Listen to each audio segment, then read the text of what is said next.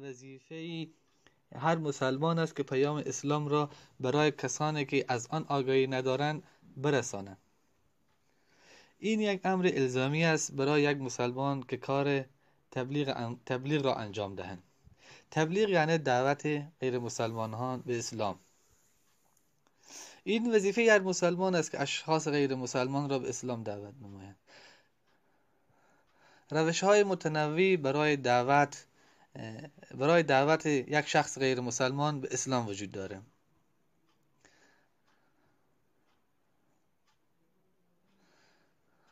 عامترین روشی که وجود دارد این است: هر زمانی که یک مسلمان با شخص غیر مسلمان مواجه می شوند، حداقل او باید 100 خوبی از اسلام بگوید.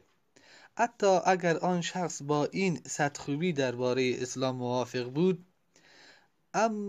اما ممکن بعضی نکات منفی درباره اسلام در ذهن داشته باشد و ممکن بگوید بله من با خوبیایی که گفتید موافق هستم، اما هنوز بعضی مسلمان های وجود دارد که تروریست هستند یا بنیانگرا هستند و شما همان مسلمانان هستید که اسلام را توسط شمشیر گسترش دادید. شما همان مسلمانان هستید که حقوق زن را پایمال کردید یا با بیشتر از یک زن ازدواج می نمایید. اینها همان نکات منفی هستند که آن شخص را از قبولی زیبایی اسلام منع می کنند. به همین دلیل من هر وقت که با یک شخص غیر مسلمان روبرو می شوم از او پرسان می کنم بر اساس علمیتی که شما دارید درباره اسلام کدام نکات منفی یا اشتباه وجود دارد. ممکن اشتباه باشد یا غلط، شما بفرمایید. من او را راحت میگذارم که بگوید چی نکات منفی درباره اسلام وجود دارد. وقتی که او احساس راحتی کرد، ممکن 3 یا 4 سوال درباره اسلام پرسان نماید.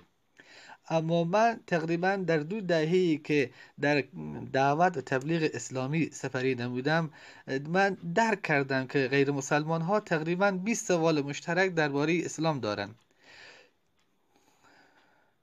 وقتی که یک غیر مسلمان 3 یا 4 سوال درباره اسلام مطرح می کند، به صورت مطلق این 3-4 سوال از همان 20 سوال هست.